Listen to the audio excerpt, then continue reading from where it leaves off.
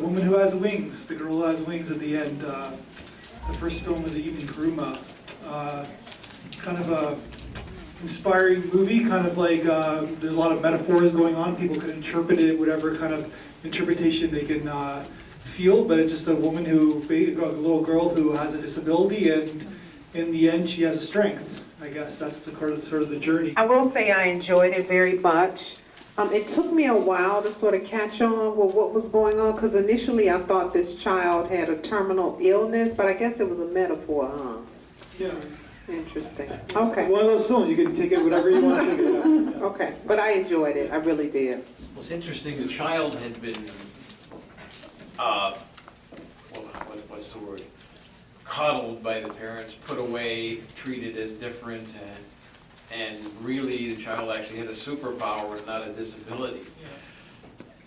I thought the character design was really interesting, the animation was good, I really liked the sound design. Little things like the window squeaks when and I think this is a boy, I don't think it's a girl. Yeah, I apologize. I think that I read the synopsis. He rubs his nose on the window and it squeaks, and they just did such a wonderful job with the sound in this film.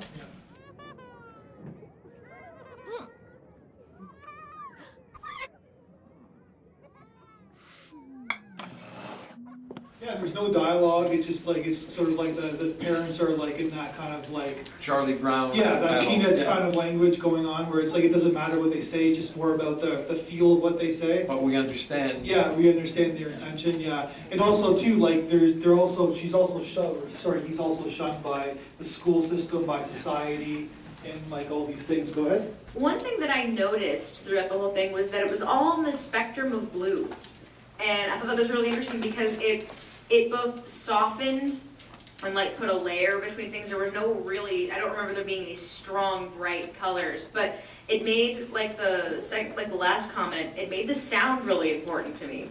And like the first comment, I also agree that it was really interpretive, that it could be taken at face value up until the end, that this is a person born without arms and this is the struggle they go through, or it could be a completely metaphorical experience. But I also enjoyed that because it was through the mind of a child, I totally bought the sound and the parents being like unintelligible, because as a child, you might not pick up that like the complexities that people are talking about or why the world views you as different, because to you, you're just you. So I thought I really enjoyed it. I liked the way they interpreted this really interesting concept. It kind of has a very inspiring ending to it too, where it's she finds herself right at the end. But talking about color, I really enjoyed the fact that there were brown faces in that comedy, in that animation, and I thought that's nice, because I realized at that point I really haven't seen brown faces. Even though she saw blue, I saw brown. And I beg your pardon? I know. So and the second thing is I loved the fact that I couldn't understand what was being said.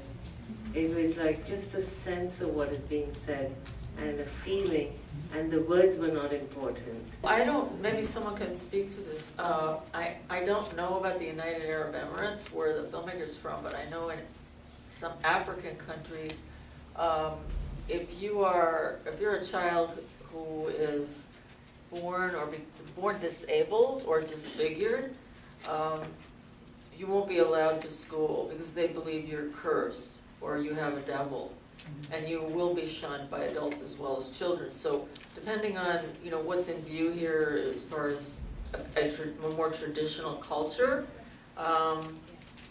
you're talking about they might not allow a child to school because it might be upsetting to the kids or because of certain beliefs that are prevalent there. I thought it was interesting that the blues, to me the blues, and that would also account for the parents' so-called cosseting or keeping the child at home, because having a disability, physical disability, is much more shameful, much more a marker of shame or difference in some countries than it is here, much more still. And as for the blues, that speaks to being indoors a lot, and in the shade and in the shadows a lot, and sort of hidden away. I found it very beautiful and very telling, and because it's so much sharper and harder to be different in a more traditional society, especially with a disability,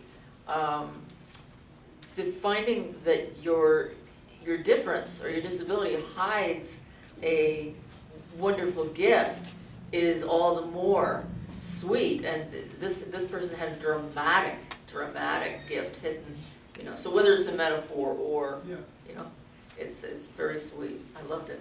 Yeah, there's a great optimism of this character. Like, she's locked inside, but there's that image constantly in the film where she's looking outside the window and her relationship with the birds, and the birds are flying away.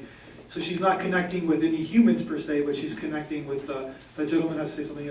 She's connecting with the creatures of the world, and she still has the optimism towards life. Go ahead. Well, in my opinion, it was basically women or girls in developing countries, and so it was like in my opinion metaphorical. And you can do great things when you are like there's no limitations.